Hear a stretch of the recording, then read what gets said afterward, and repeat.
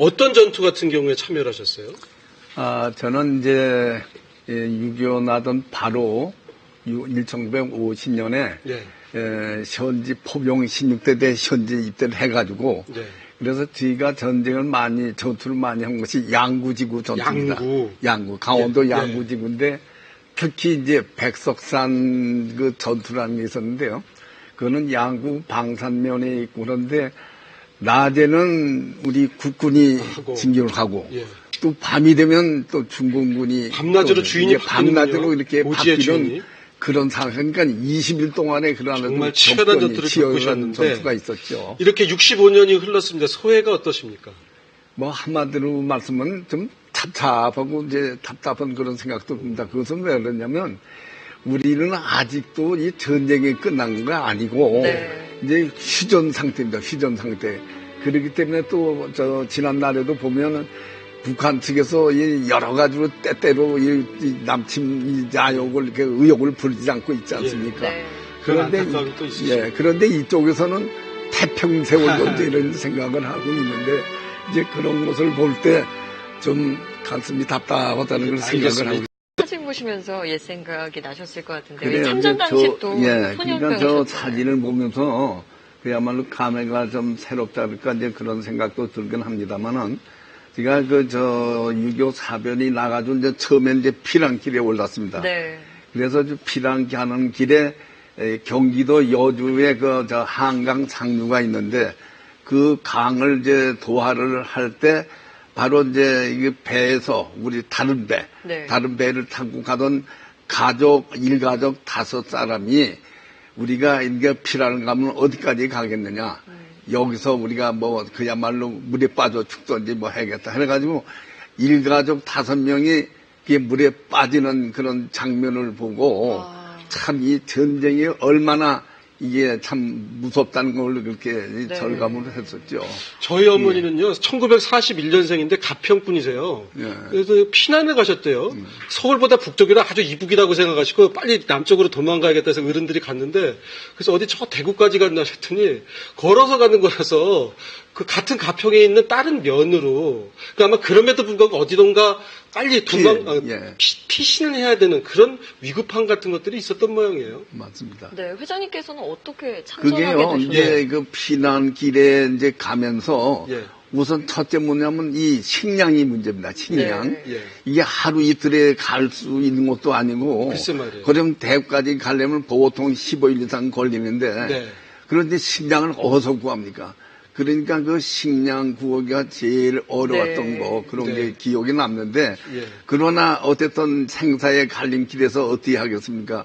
그러니까 그 당시 그 농촌에 그 뭐 감자밭이라든지 이런 데서 그 감자를 캐가지고 그 감자 한두 쪽을 이렇게 먹어가면서 그러면서 이제 피랑길에 가는 그런 모습을 이제 보기도 하고 제가 또 직접 체험하기도 하고 그랬습니다. 네.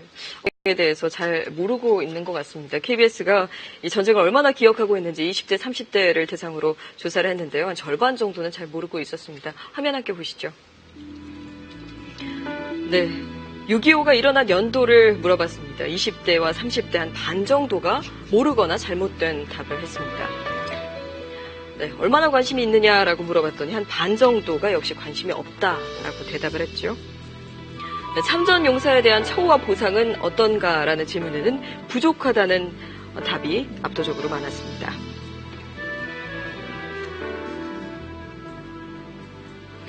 네, 생각보다 젊은이들이 6.25 전쟁에 대해서 잘 모르고 있습니다. 이 젊은 세대가 그렇게 느낀다는 거 혹시 아셨습니까, 회장님? 이거는요, 이 젊은이들이 이제 6.25 전쟁에 대해서 이렇게 모른다고 이제 말하고 있는데, 사실 지금의 젊은이 가운데도 6.25 전쟁과 같은 전쟁이 나면은 자진 입대할 그런 것으로 제가 봅니다. 보는데 오늘의 이 젊은이들이 이렇게 6.25에 대해서 이 관심이 있는 것은 첫째 우리 기성세대에도 책임이 있지 않나. 그 기성세대에도 책임이 있을 뿐 아니라 첫째 이제 가정교육, 또 사회교육, 또 학교 교육에서 이게 문제가 있는 게 아닌가 그런 생각합니다. 왜냐하면 요즘 이제 학교에서 그 학생들에게 이런 6.25와 같은 그런 비참한 전쟁사를 가르치고 있는지 그걸 알 수가 없죠. 네. 근데 이제 우연한 기회에 제가 이 전쟁 기념관을 갔을 때인데요. 한 달 전쯤 됩니다. 근데 거기에 아주 이 초등학교 학생들이 전쟁 기념관을 이렇게 참관을 하기 위해서 왔더라고요. 네. 근데 그 가운데 거기 이승만 대통령의 사진이 걸려 있어요. 네. 그런데 이게 아마 2, 3학년쯤 된다는, 저기 나쁜 할아버지가 있네?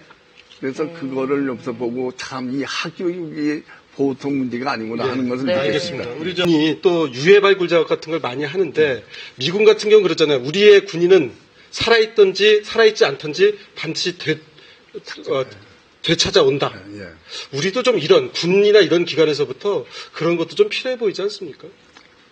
그러니까 저는 이제 평소에 그런 생각을 했습니다. 이게 뭐냐면 이 유해 발굴 사업을 물론 군에서 주동적으로 해야 하겠지만은 그 일선 전투 지역에서 살고 있는 그런 주민들 가운데도 이 지역에서 어떤 전쟁이 일어났었다. 그러니까 이 지역에도 반드시 무슨 유해가 있을 것이다 하는 자기네들이 직접적으로 발굴하지 않더라도 그 정보를 그 국방부에 제시하거나 그래서 국민이 그러니까 혼연일체가 돼가지고 이 유해 발굴 사업에 좀 참여를 했으면 하는 바람입니다. 알겠습니다.